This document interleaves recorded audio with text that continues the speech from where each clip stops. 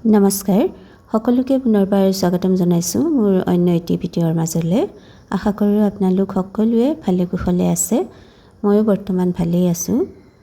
আৰু এয়া বৰ্তমান মোৰ ফুলনিখনত মেক্সিকান পিটুনিয়াবোৰ খুব ধুনীয়াকৈ ফুলি আছে আৰু ইয়াৰ ৰংটো যে সঁচাকৈ খুবেই মৰম লগা।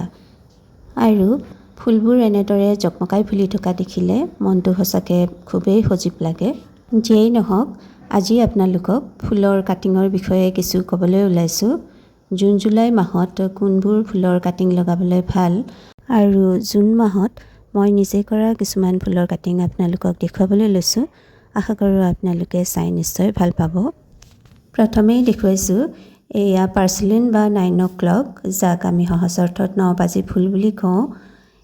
সৰু সৰু ৰং বিৰঙী ফুলবোৰ দেখাত সঁচাকৈ খুবেই ধুনীয়া আৰু এইবিধ ফুল কাটিঙৰ পৰা লগাবলৈ একেবাৰে সহজ। তাৰ পিছতে এইজোপা হৈছে পিংক চিংগনিয়াম। এইজোপাও মই কাটিঙৰ পৰাই কৰা। এইবিধ কাটিঙৰ পৰা গ্ৰ' কৰিবলৈ একেবাৰেই সহজ আৰু ইয়াৰ বাবে কোনো ধৰণৰ ৰুট হৰমনৰ প্ৰয়োজন নাই। সকলোৱে সহজভাৱে কৰিব পৰা এবিধ প্লাণ্ট আৰু এইখিনি সময়ত খুব ধুনীয়াকৈ বাঢ়ে। দেখিছেনে, এই গোটেইবোৰ মই কাটিঙৰ পৰাই গ্ৰ' কৰা আৰু এইবিধ হৈছে ডেফিনবেকিয়া। খুবেই ধুনীয়া এবিধ প্লাণ্ট আৰু এইবিধক কাটিঙৰ দ্বাৰা সহজে গ্ৰ' কৰিব পাৰি। তাৰপিছতে এইজোপা হৈছে এনজয় পথছ।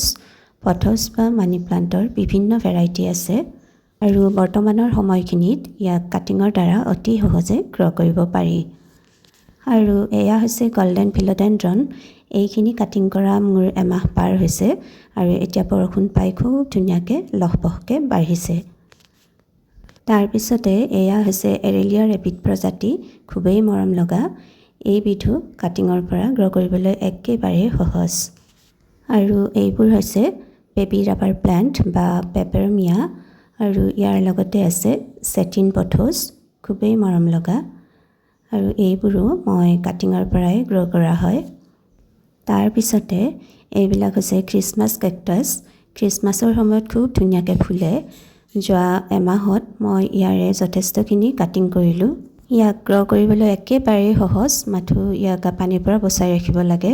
তাৰপিছতে এয়া হৈছে কাৰ্লি পিংক, খুবেই মৰম লগা এবিধ প্লাণ্ট।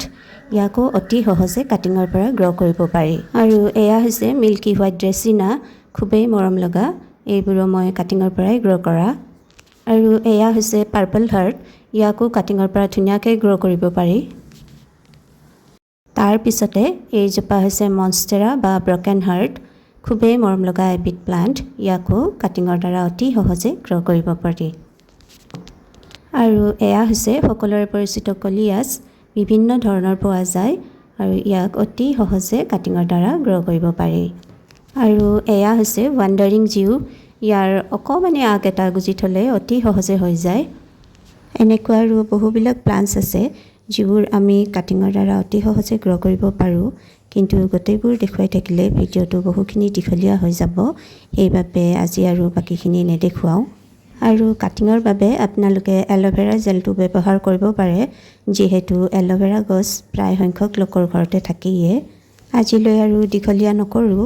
সকলোৱে ভালে থাকক, সুস্থ থাকক আৰু পুনৰ নতুন ভিডিঅ' এটি লৈ অনাৰ প্ৰতিশ্ৰুতিৰে আজিলৈ সামৰিছোঁ।